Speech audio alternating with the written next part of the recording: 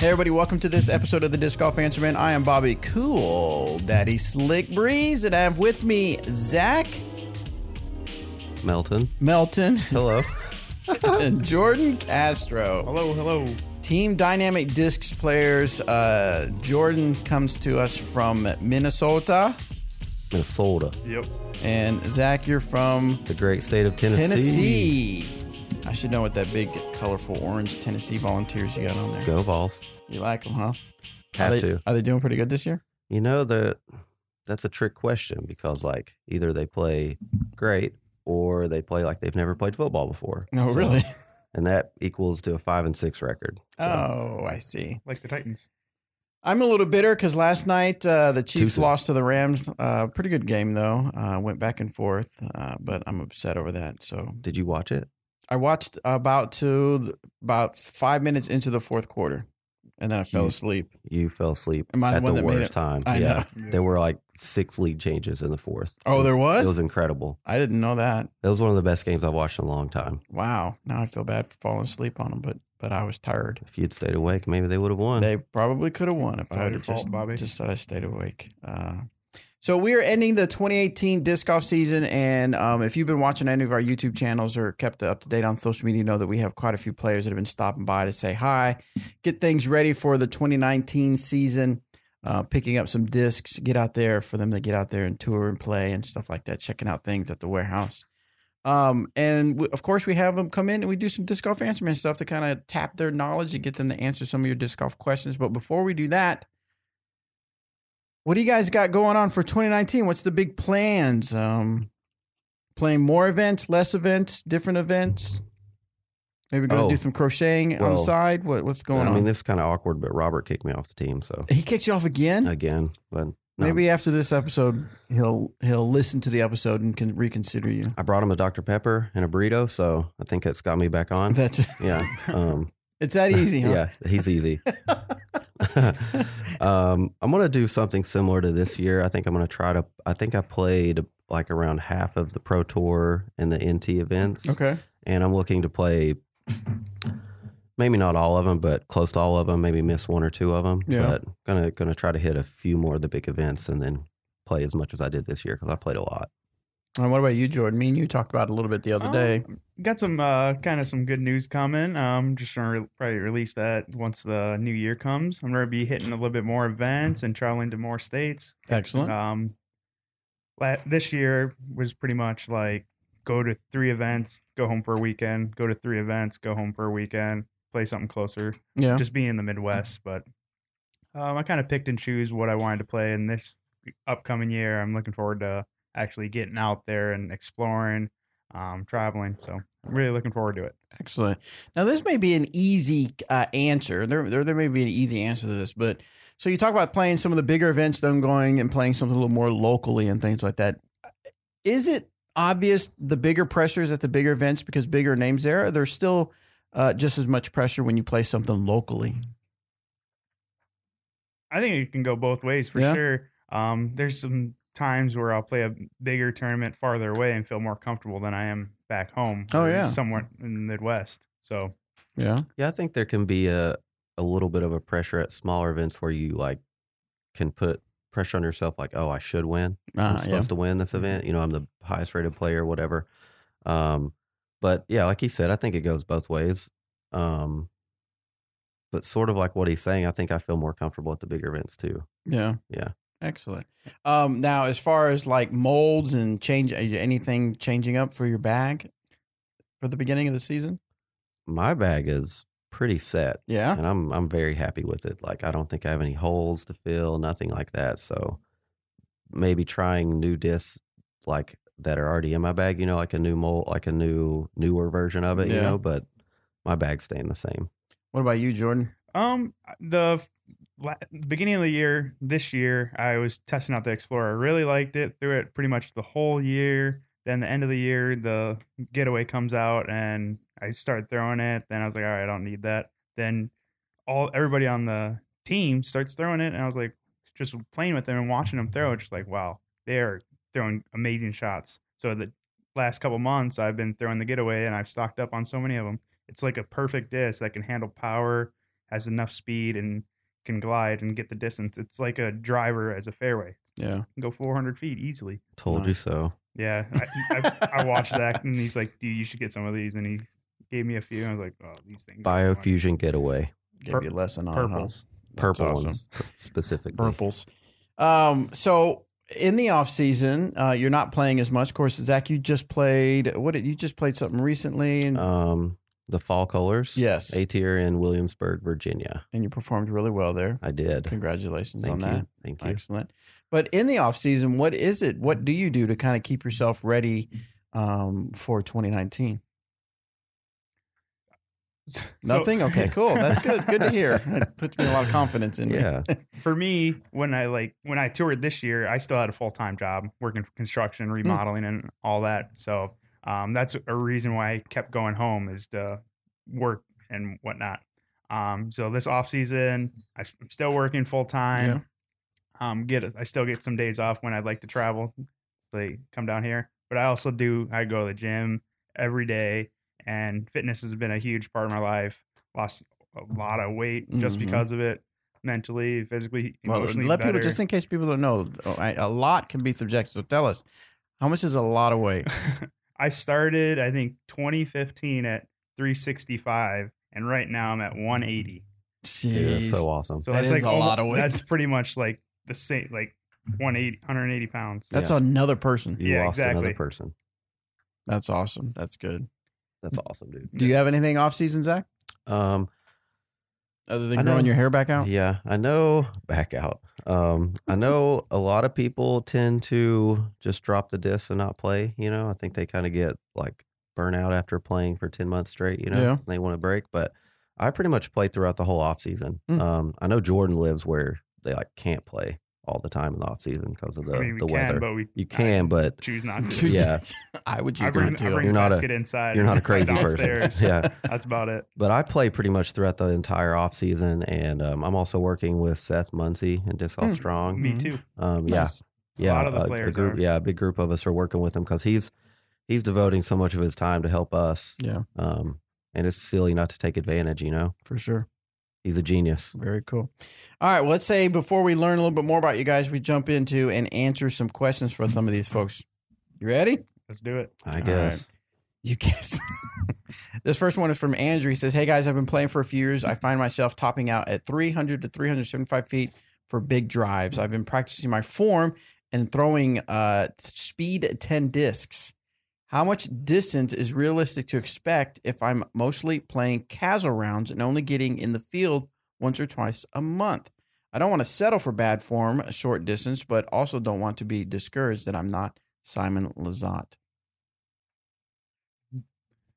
Yeah, so like growing up, I was kind of the same way. I didn't throw far. I didn't putt well. So I told myself, I'm going to the field. I'm just going to go and practice. Then like my arm got stronger. My arm speed got a little bit faster. Just like trusting the disc and just putting the time in practice. I mean, everybody's arm speed starts super slow. You got to get your angles down and make sure your form's getting there. I mean, it just takes time. I mean, we didn't get to where we are without going to the field and putting the practice in. Yeah, if he's only able to go to the field a couple times, you say a couple times a month? Yeah. Yeah, I mean, it's just once or twice a month. Yep. Yeah, I mean, it takes more than that. It takes way more reps, way more practicing, way more throwing, to get to where you can throw a lot further. I mean, do you think he's as far as practicing once or twice a month, the 375 is probably topped out as much as he's going to be able to get? It just depends, I guess, on his form and everything like that. Watch as many videos as you can. If there's any pros giving clinics around you, if you have a local pro, go ask him to work with you. You got to try to take advantage of all the resources you have. Yeah. What would you say when you guys first started working out? When you guys first started throwing, what was the most significant thing that you learned that you thought, okay, that's what's going to give me distance? Was it the disc selection? Was it something you did with your form? Mine was mostly like the angles of the disc. Okay. I started out throwing less understable disc, then just pretty much teach myself, all right, don't make this disc go right. Make it go straight. So like say understable putter, understable mid-range, fairway, and just kind of I start slower speeds then move up.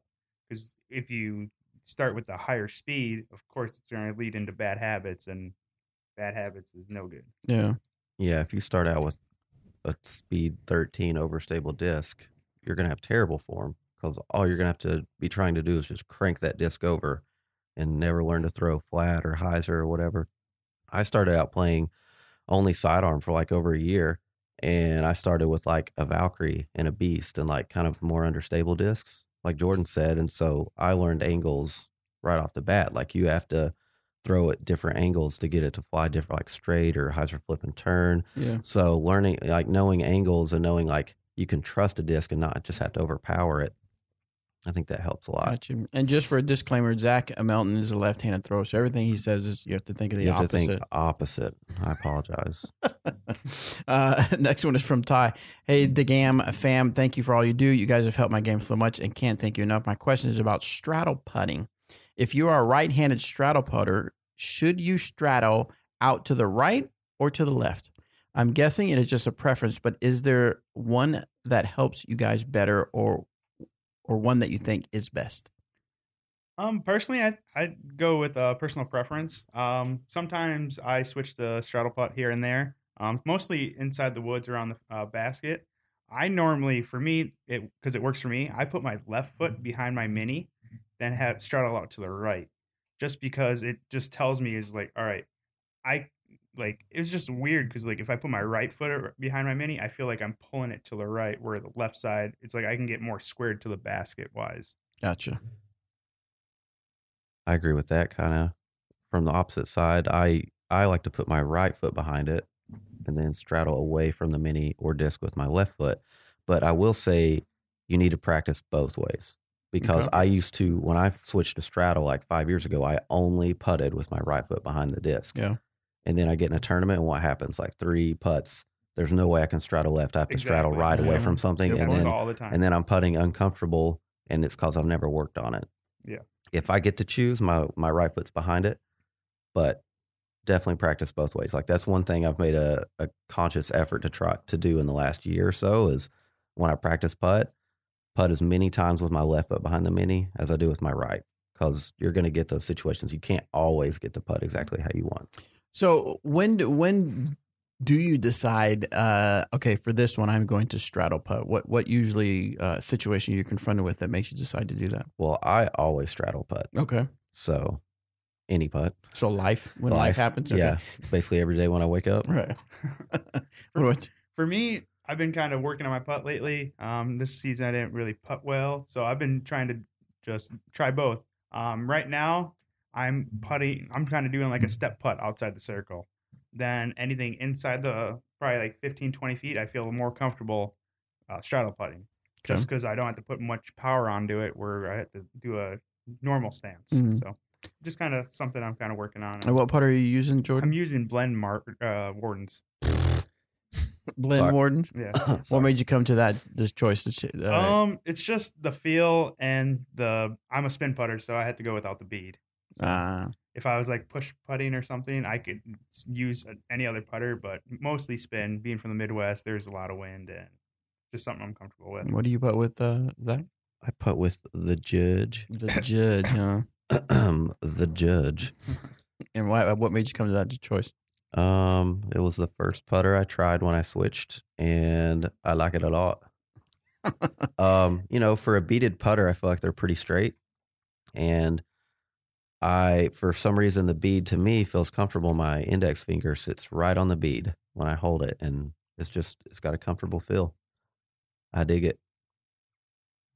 Let's see. This one comes from Douglas. He says, I've been listening to the show since I started playing 2 years ago and love all you do to help the game. I have a question about stability.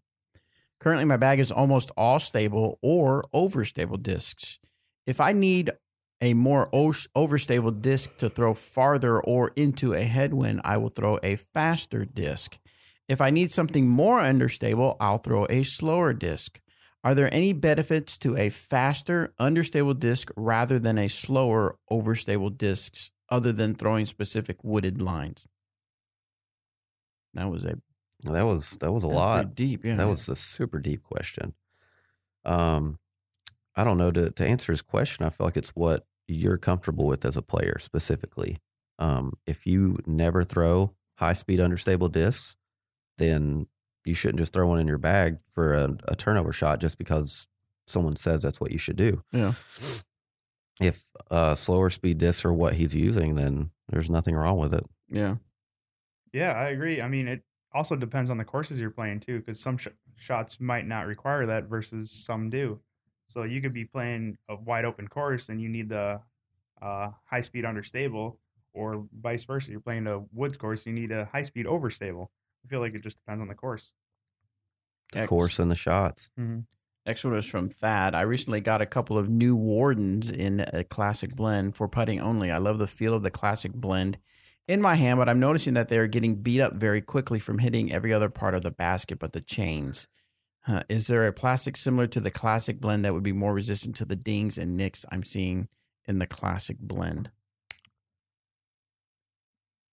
I mean, that's normally just going to happen for sure.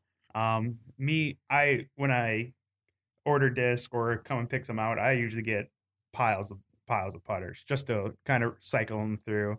I think this off season I putted 6 or 7 different pairs of putters just in case I would hit the number plate, hit the cage, hit the road. Just you never know what it could happen. You can just kind of lay up on a shot or do anything, and you'll pick up your disc and it's like, what just happened? Yeah. So I don't think there's a plastic frisbee made that doesn't get dinged up when you hit something with it, but I would say stick with them because the more they get used, the better they fly.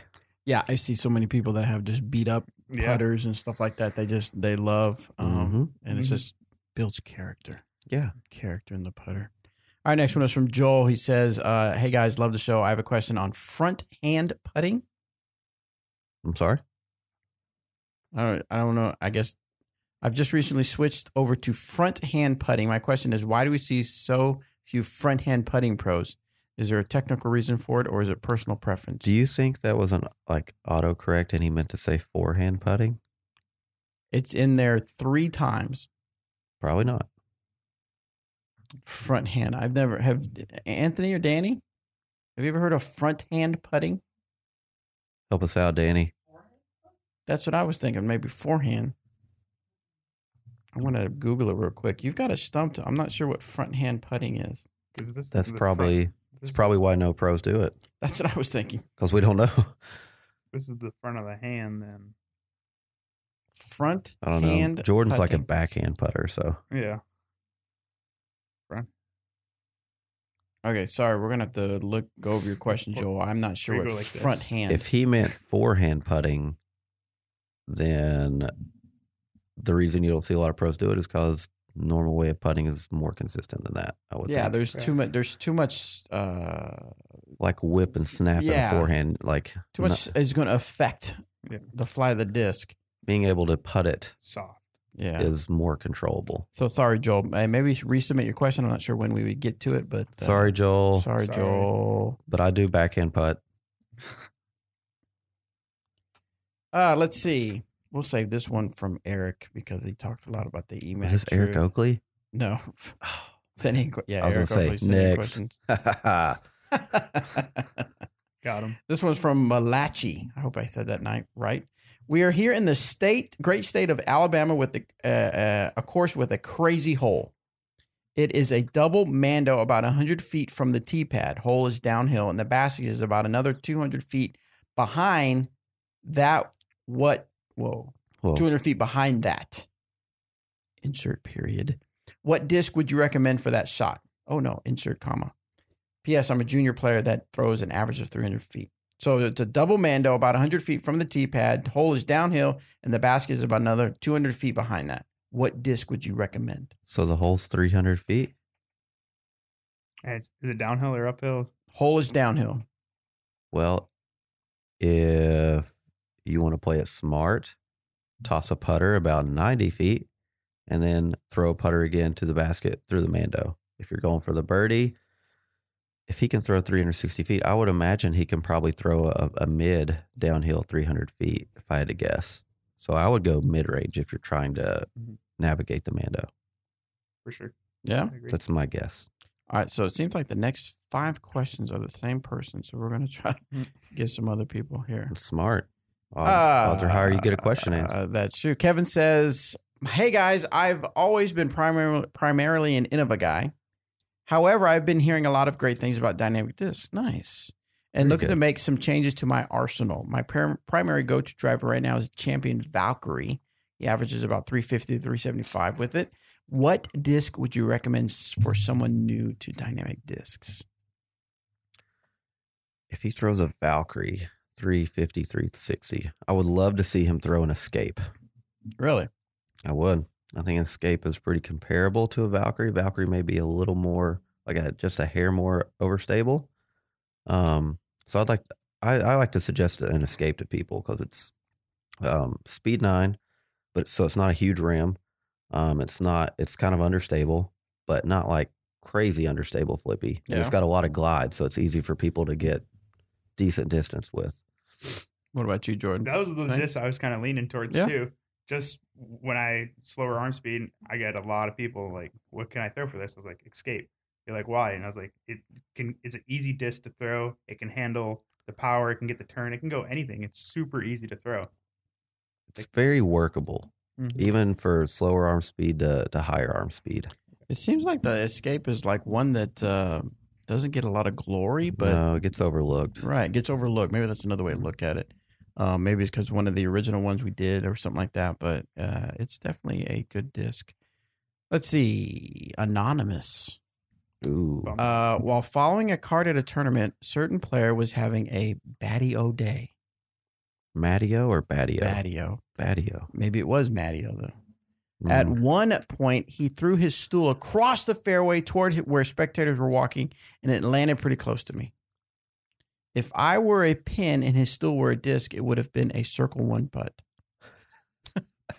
Is there a point where it's okay for a spectator to break their silence and say something to someone, or do spectators just suck it up and say this kind of thing happens?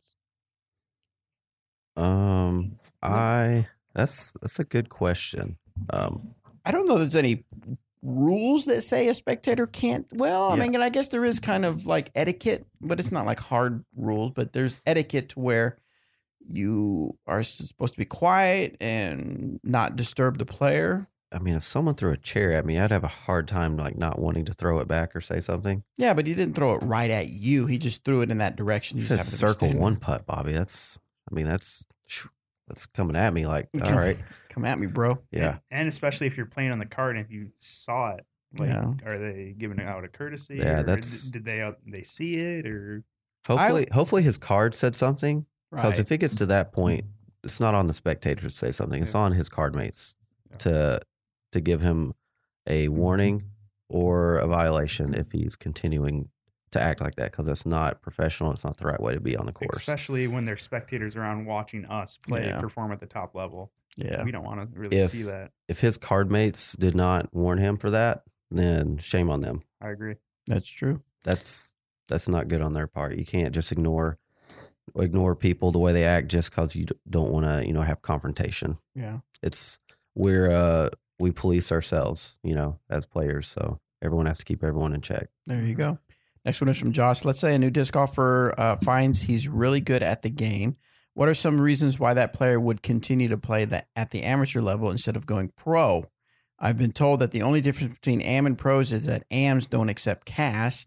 If you win a tournament or do well enough to cash, why wouldn't you take the money? It depends on like what your goals are. I had a strong AM career.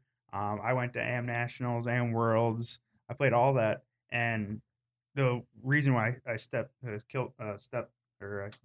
playing AM is just because I didn't think I was ready. I didn't think I wanted to play right away. Then when I tried playing pro, I was like, all right, I'm learning a lot more new things from the pros. I literally to this day I still learn something every single round from anybody. Yeah. So just real quick to continue on that, what were some of the things that were holding you when you're an AM and you're thinking, I'm not ready to go pro? What were some of those things? Were you just not scoring well at events? Putting well, and just like my consistency wasn't there. I think consistency is a big. Yeah.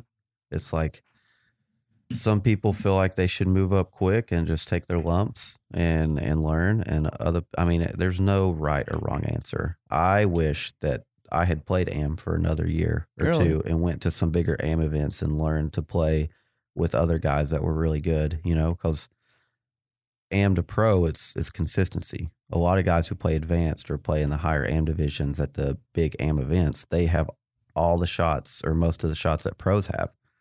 They just don't perform them as consistently as pros do. So I wish I had stayed AM another year. I played like 4 advanced tournaments and I was like, oh, this is cool. You can play pro. And I took like $50 cash and started playing pro and took my lumps for a few years. Yeah. But all right, next one comes from Kyle. Hey, everybody, I have a question about disc nose angles. During tournament coverage, I hear commentators like Big Germ talk about the nose angle of the disc. For example, when someone's shot hits the ground early, the commentator may say, if he had just kept the nose angle of the disc up a little bit more, he may have gotten a nice skip towards the basket. Is this something that a player should actually pay attention to? The only time that I mess with the nose angle is for putts and approaches. Yeah, I think so. I mean, if you keep the nose up, you have a better chance of going a little bit more farther in distance, and the disc can reach its full flight, I think. Yeah, I mean, for throwing, I think you should want it flat, and I mean, if you throw it into the ground, odds are you just threw it down. But that's a lot to think about if you're thinking about that on every shot, plus what you're trying to do, where you're trying to throw it, the right disc selection. So I don't know. When I'm throwing, I'm just trying to keep the disc flat always, most of the time. Like when you throw a turnover, it's just natural for the disc to have a little nose up. It's going to happen. Yeah. It's hard to keep it down and turn it. Your wrist is going to be like super awkward, but I don't know. Do you guys do a lot of skip shots? I guess maybe it depends on the hole. Yeah, it depends. Just depends. It's not something you see super often, but I mean, we can pull it out sometimes. Yeah. What are you normally looking for when you think, okay, this would be a good skip shot? What signals that in your head? Probably a road. Yeah. Or if I had to get around a corner, like say in the woods or something. Gotcha. Yeah, all right, next one comes from. Oh, I'm sorry. Go ahead. No, it's like a super sharp angle to the basket. You can't get in the air. Daniel from Sweden asks, 2 weeks ago, my world changed. Since Bobby and Danny raved so much about the Maverick and the Getaway, I've decided to try these molds out. I was and am still an MVP Axiom guy, and now proudly also a DD guy. And man, 2 holes I have never been able to get close to the pin before suddenly became jump putt holes. Oh, because he has DD, huh? Imagine what the other holes would become if you became more of a DD guy. So like you're good at those 2 holes. Now you got to try more discs and get better at the rest of the holes. I'm saying. Course record. Anyway, it goes on to say, needless to say, I'm stoked. Both is in the LE Fusion X Burst plastic, but I have a gap in stability in between those. Can that gap be filled using same molds but different plastics? So he feels like there's a gap between the Maverick and the Getaway. Is there something, a disc in between, or should he just try a different plastic? He's using a Fusion Burst Getaway. LE Fusion X Burst. Oh, limited edition. Yeah. Okay. I would tell him to try a Biofusion Getaway. Okay. Because like when they're new, they fly all of the Getaways fly the same when they're new. They're all go far, 9-speed, but kind of overstable a little bit. Yep. The Biofusion breaks in quicker. Right. And they get really, really straight. And if he got a Biofusion Getaway and worked with it for a month or so, he's going to really like it. It'll be right in between. I agree. I literally put one in a couple weeks ago. I threw it a couple times and it's instantly popping up already. I was like, all right, this is money. Nice. That's the same question, just worded differently. That's all. Also, maybe you could try a Lucid X Maverick, for a little bit more stability on the Maverick, maybe. Just had to throw that out there because they kind of have my name on it. So. You kind of have your name on it. Yeah. So, let's talk about I know you have the Lucid X Enforcer. Maverick. You just literally said that. So what is it about the Maverick that people would make people want to try it? Okay, so all the good things we said about the Escape, I think apply to the Maverick, except it's got an even smaller rim and it's a little more controllable. It's a little slower. It's good for everyone. I'm a pro. I throw decently far, and I love it because it's like you have to learn angles and trust the disc and not overpower it, and you can get really straight flights and really nice slow turnover shots. It feels good in the hand. It's not a huge rim, so basically anyone can hold it, and it's not going to feel, because a lot of people tell me, well, I don't like this disc because the rim's way too big and my hands are small. So that's why I like the Maverick. It's super friendly too. It's just like anybody can throw it. I throw one too. Yeah. It reminds me of a longer fuse. Yeah, that's a great comparison. Mm-hmm. And then Jordan, you have your name on the Enforcer, correct? Yep, the Fusion Burst.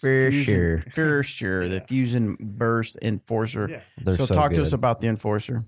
The Enforcer's like my go-to disc. Driver-wise, I throw it on pretty much every hole.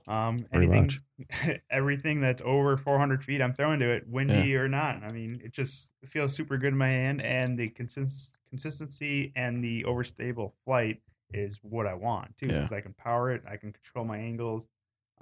Just one of the things I'm confident in every time I step on the tee with. Nice. It's really nice. I throw 2 of them. 2 of the Fusion Burst Enforcer? Yeah. And I'm assuming that disc. For 2019, we're going to do more stuff with the Team Series disc and stuff like that. So that's good stuff. Let's see. Wow, this guy is sending a lot of questions. Don asks, what disc would be halfway between the Renegade and the Trespass in terms of stability?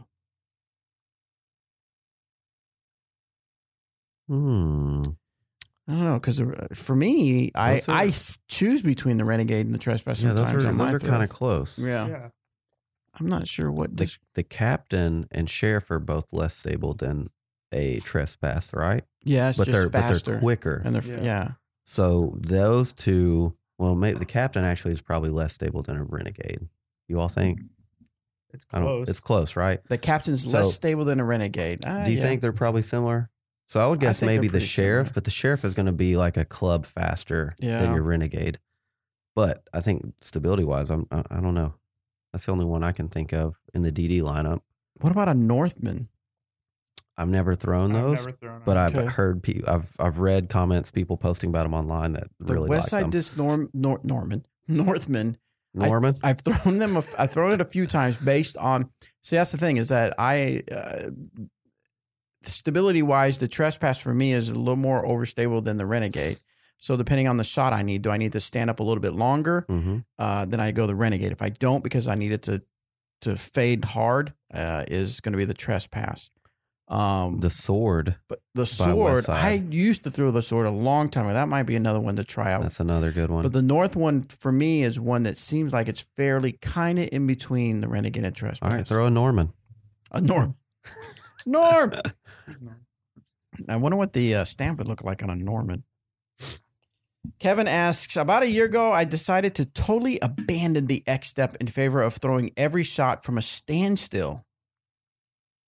As I am a new player, my throws could be erratic. Now I'm playing much better, throwing my distance drivers around 275 to 300 and my mids around 200. Should I keep throwing like this, or should I work my X step back into the game, and how should I do that?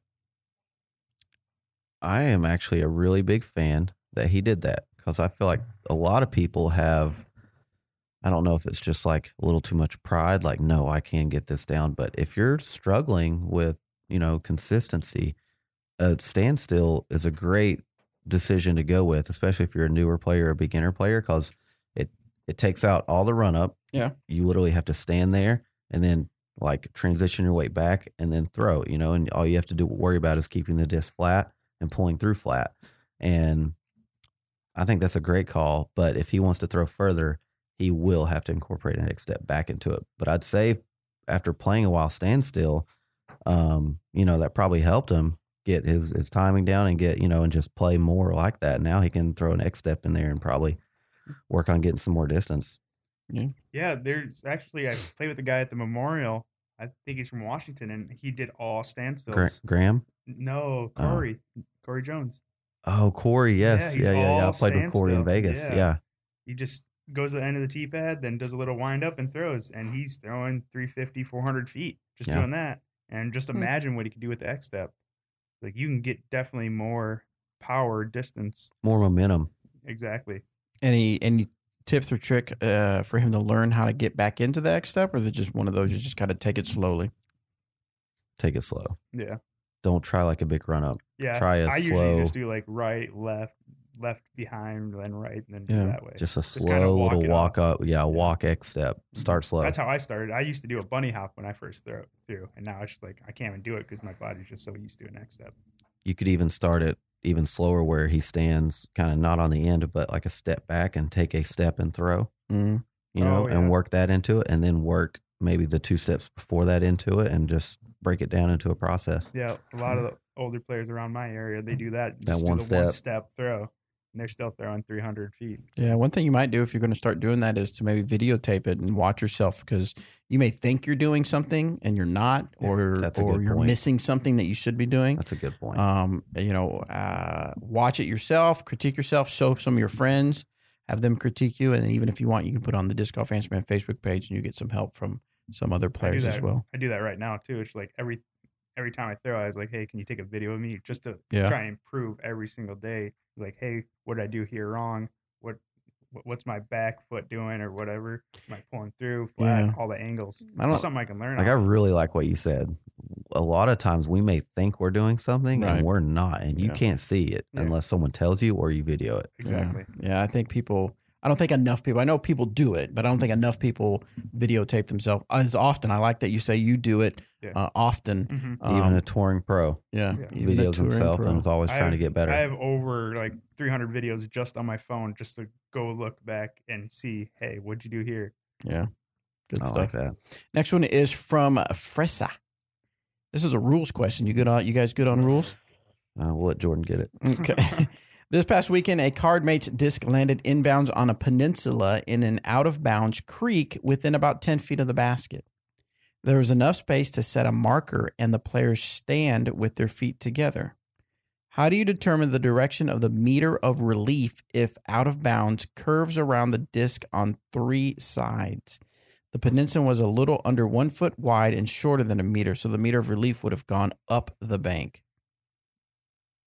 It depends on where the out of bounds line is, because sometimes they do the out of bounds where the river is, or say they mark at the top of the bank or whatever. But usually you get a meter from all the OB. So if you're saying your OB there, you get perpendicular from there. Then that could run into the other side because it's a peninsula. So technically you can get meter all around. Yeah, technically. Gotcha. I have used that before where I went out of bounds where kind of 2 different OB lines kind of met. So I took my meter of relief from the first one, and then I turned and took it off the next one. And basically it's like a diagonal line. I gotcha. Yeah. So if you've got it on all sides, I mean, you can try it, but you don't have to take the full meter. Exactly. You know, if they said the full meter puts you up on the side of a hill, you can take up to.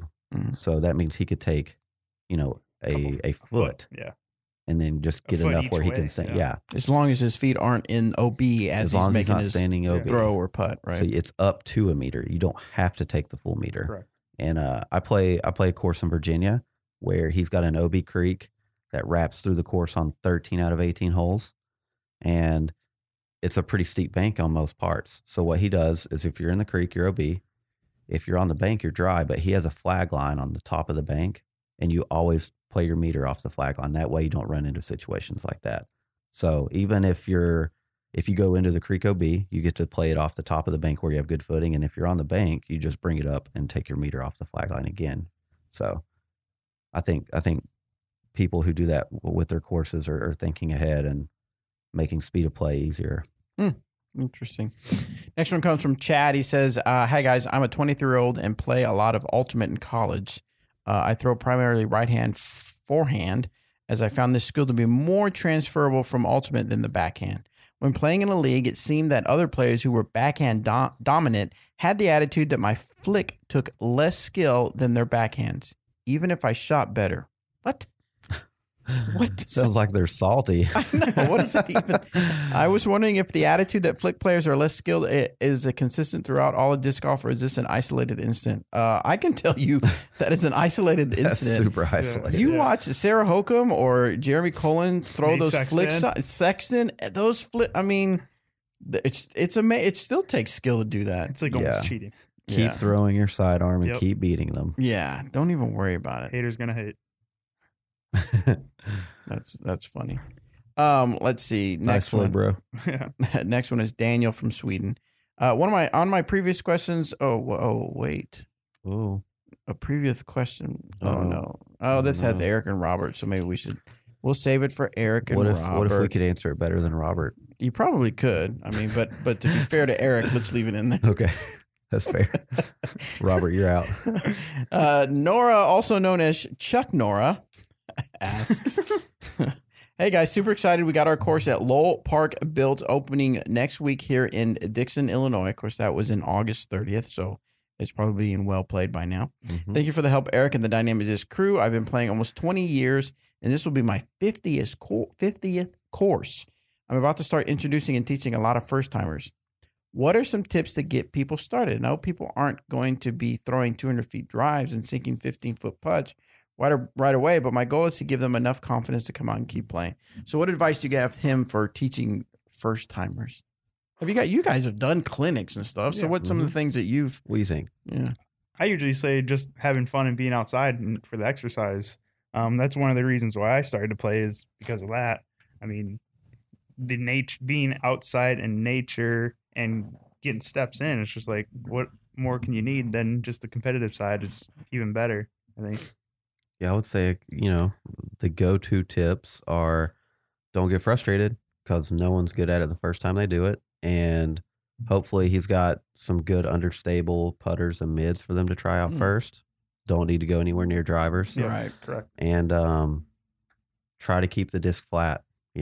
Flat is I remember when I was starting out and I would get online and I would go to like the Innova and the Discraft and the team pages and I would click on the player profiles of all the pros.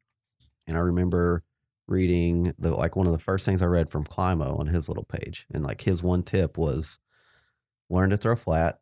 Everything else, you can learn off that. So if you can learn to throw disc flat, then everything else you can base off that, like with maybe more stability or whatever. But when you're learning, it's like, you don't want to try to teach, you don't want to overload someone with like all this stuff that we learn from playing. It's like, just try to throw it flat and hopefully an understable disc, it'll help them throw it straighter. I like that. Don't forget to put in a ring of fire too. Oh yeah, everybody has fun at the ring of fire.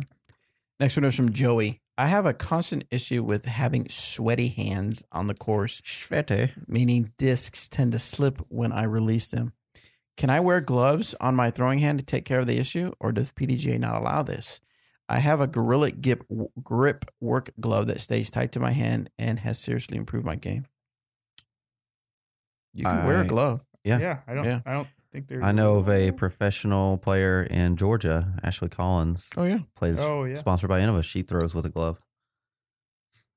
Yeah, they make friction gloves, don't they? Yeah, I was going to say there's actually a brand called Friction Gloves that are officially made. They're for Ultimate, right? But they've kind of been pushing them toward disc golfers to wear them as well. But usually, get a whale sack. Let's go. Whale sack. Austin asks, "Hi, hey. First, thanks for all your help and tips. You guys are one of the reasons why I love Dynamic Discs and only bag Dynamic Discs Latitude 64 and Westside Discs. Yeah. Recently been working on form, only played for a few months with some help from Rec Rob. His tips with good form driving around 270, 300 using standstill and breakout. Now working on little things to repeat that I noticed when pulling to my chest before exploding. I stop, hesitate, killing momentum. Any tips to help keep me from stopping? He's only been playing a couple months and throwing almost 300 feet. That's awesome. Yeah. That's really good. That's boom. Yeah. So what do you think? He noticed that when pulling to my chest before I explode, I stop and hesitate, killing the momentum. Any tips to help him not do that?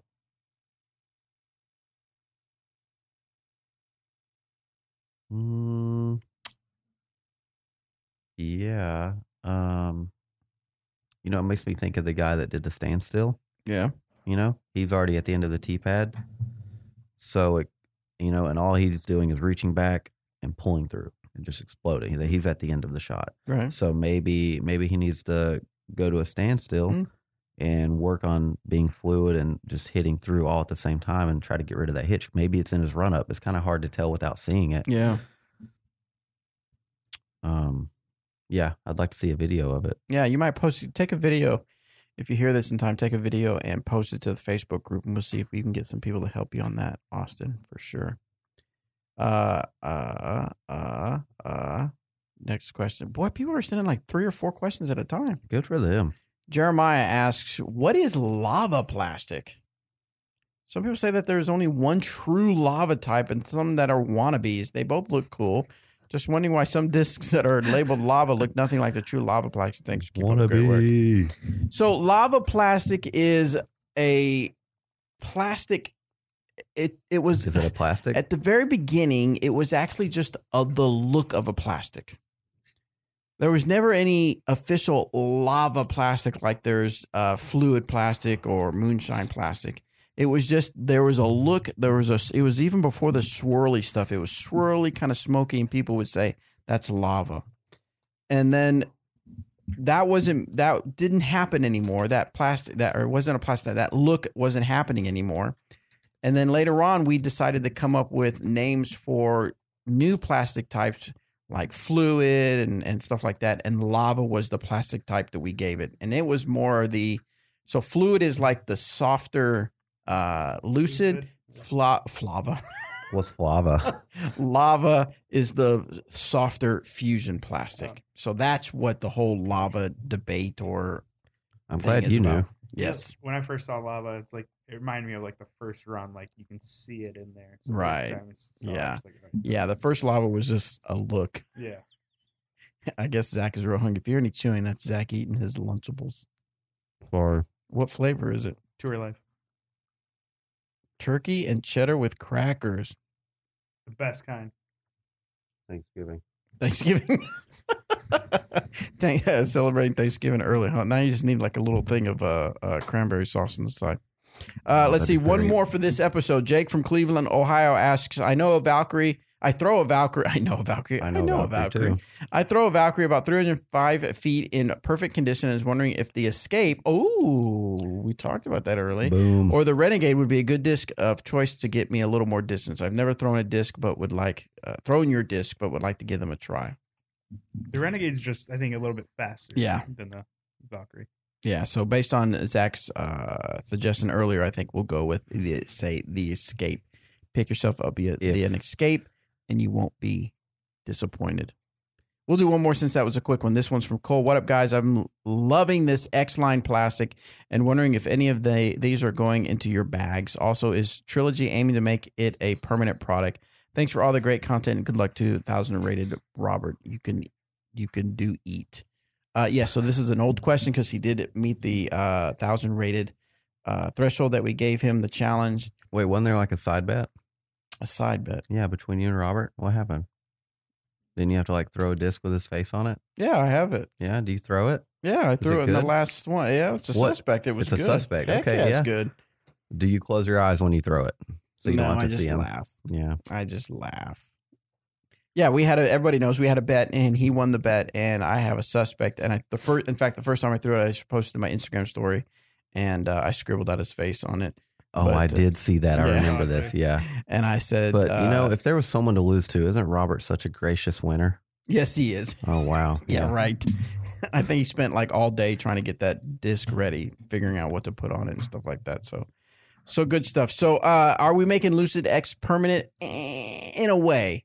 It's still going to be just for the Team Series fundraisers, but it is going to be something that you'll see more of. But of course, as Zach talked about, he bags the Lucid X Maverick.